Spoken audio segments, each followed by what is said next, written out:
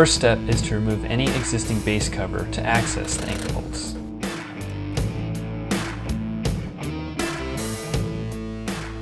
As you can see here, the pole has rusted all the way through and is at risk of failing. Remove any debris from the base plate, anchor bolts, and footing.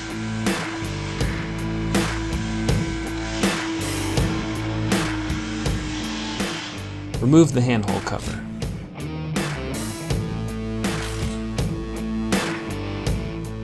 Remove dry pack as needed to provide water drainage.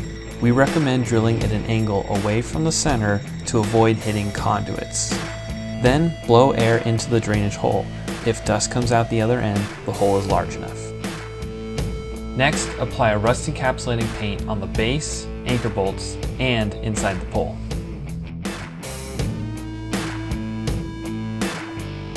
We recommend using Eastwood internal frame coating. You will need to move the wires out of the way to do this. Always follow proper lockout, tagout procedures to ensure power is off and stay safe. Always confirm wires are not energized. To avoid painting the wire makeups, we recommend pulling the wires out of the handhole before painting. Next, remove the old anchor bolts. Be sure to remove only one at a time to prevent the pole from falling over. Replace the old anchor bolts with thread extenders. There must be at least the width of the bolt in usable anchor bolt thread.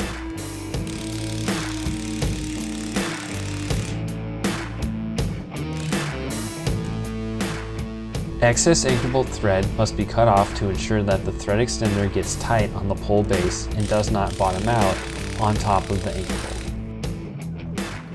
Next, you can install your washers on your thread extenders and the pole repair kit braces. Each brace gets a triangle washer and nut. In some cases, you will need to grind or cut away the handhole stiffener so the round tapered pole repair kit bracket fits flush and plumb to the pole.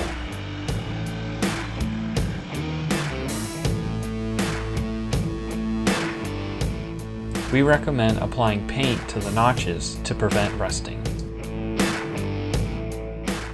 Once all 4 braces have been put into place, you can install the remaining triangle washers and nuts. Tighten the nuts. If the top of the bracket pulls away from the pole as you tighten the nut, stop and loosen the nut. Hold the bracket tight to the pole with the strap to drill holes in the pole. Drill 13/16-inch holes in the pole using the round tapered pole repair kit braces as a template. Be sure to start at the top hole and work your way down. We recommend using cooling fluid while drilling the holes.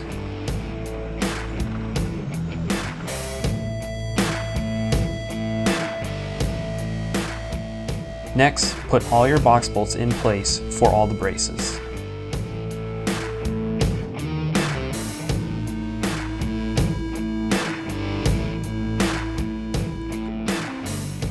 Use the box bolt wrench to hold the outer bolt from turning as you tighten the inner break-off bolt.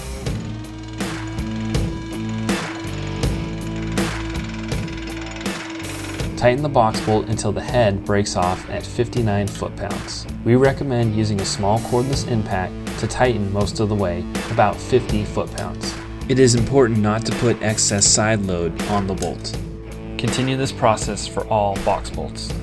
Once all box bolts are torqued, tighten the anchor bolts. Torque the anchor bolts on each pole repair kit brace. The torque spec varies per nut size. Repeat this process for all 4 anchor bolts. Place the wires back in the handhole and return the handhole cover.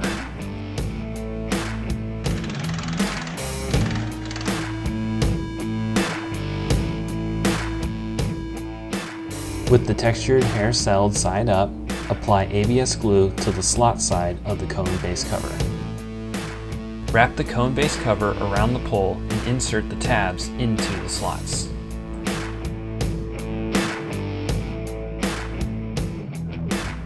Apply ABS glue to the inside of the cone base cover cap. Install the cap on the cone base cover. You can use tape to help hold the cap in place.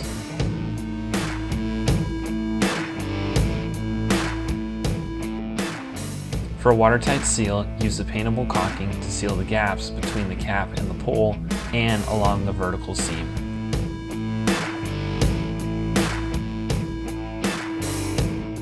Leave gaps in the bottom caulking to allow any moisture to escape.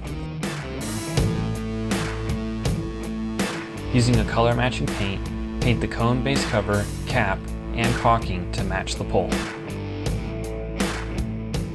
Paint will increase the UV rating and the lifespan of the cone base cover. The cone base cover may also be painted with a fluorescent color to make the poles easier for drivers to see. For more information, you can visit our website or contact Light Pole Systems today.